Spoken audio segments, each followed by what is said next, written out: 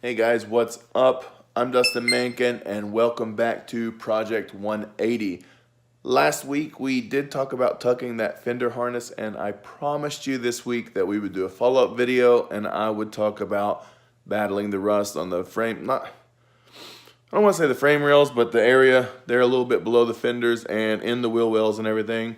And that's what we're going to talk about today. Before I even remove the windshield washer reservoir, you can see some of the rust that is behind this thing. And we will need to remove this thing to get to our work area and also take off the brackets that supported the jug. You'll definitely see there is some rust hiding under there. And we are going to take our handy $27 Chinese grinder and we're going to put a wire cup brush on this guy and we're going to take care of some of that rust. And before you get started on all of that, don't forget safety. Like, you definitely want to put on some safety glasses and probably some gloves as well. On top of all of the sparks and all of the undercoating that's going to be flying everywhere, pieces of the brush also come loose, and that's another reason I definitely recommend the gloves. I didn't wear the gloves when I was doing it, and I did end up picking out some little thin slivers of metal that came off that brush because they dug into my hand, and you know what? Not a fun experience. Don't be stupid like me. Put on the gloves, man.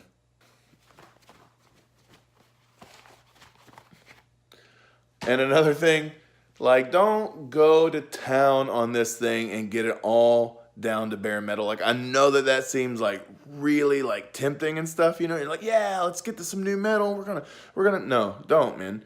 Because like the factory primer, like there's, especially on the Chukis and on the Zinkies, there's like a greenish primer, and that primer is really good and it does a really good job of keeping the rust away. And they didn't use the same primer on the Koki, so sometimes they do get rust a little bit easier. And the same goes for the undercoating. It's really likely that you're not going to be able to get as high quality of an undercoating where you're at. So don't take it all off. Don't go to bare metal.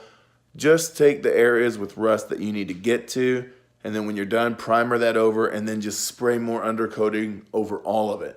Like, just supplement what is already there. Like, don't take it all off. I'm just telling you, it's a waste of time. It's going to be a waste of money in your materials, and you might actually end up doing more harm to the car because the rust might actually come back faster.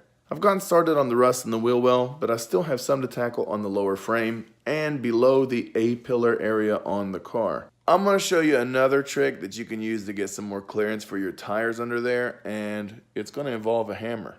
We started off with a pair of pliers and we bent the pinch weld up, and then we pounded it flat by taking our time with light taps from the mini sledge. I did the same thing in the lower rear corner of the well under the A-pillar. Some tips for that, like, do not go crazy with the hammer and just beat the crap out of it, man. Just light hits, light hits. You're not trying to alter the structure of the car. You're just trying to get that seam to go a little bit flat, and I think light tips are going to help. Light taps are going to be better than heavy-handed whacking. And another tip is that warm metal does bend easier than cold metal. So even though I was doing this in the middle of the summer, I still used a heat gun to kind of warm up the metal before we did this. And you're actually going to get to see me use this thing in the videos coming up, because we are going to have to bang around on the rear fenders a little bit whenever we put the wide body on. So if you want to see more about how to use this, go ahead and probably subscribe so you don't miss any of these videos if you haven't already, and you're going to be able to see a little bit more about that. But like with a lot of things, like if you just act like you have a decent head on your shoulders and you take your time and you don't go crazy, you're not going to have a hard time doing any of this, okay? It's all really easy. You just got to take your time. And you got to think. After all that, I did take the rust off of the lower frame rails as well. And when we were done with all that, we just brushed on a little bit of primer. It's going to be under rubberized coating anyway, so you're not going to be able to see any of the brush strokes. So it wasn't really worth firing up the gun and then having to clean everything and do all that later. Like, brushing was completely fine for this. Let's hop over to the other side where I am at about the exact same point, and I'm going to show you what we did after we brush the primer on, which is we are going to cover up the holes with some strong aluminum tape. I just cut it into some circular shapes and then put it on, and it's going to look a little bit better if for some reason you can kind of see the shape sticking out through the rubberized underbody coating. And after we did all that, we stopped right there. And I know it's a cliffhanger, like you didn't primer over everything. No, we're going to get to it. I'm getting ready to do the wide over fender, so I got to hammer out back there a little bit. I got to put those on, and I'm going to have to rubberize the undercoating of the rear wheel well, and I'm going to have to do the front. So we're just going to do that all at the same time before I put the coilovers on, and that's coming up in another video.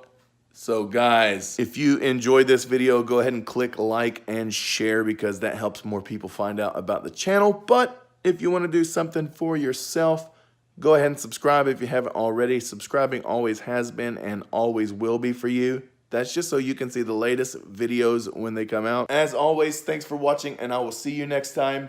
Peace.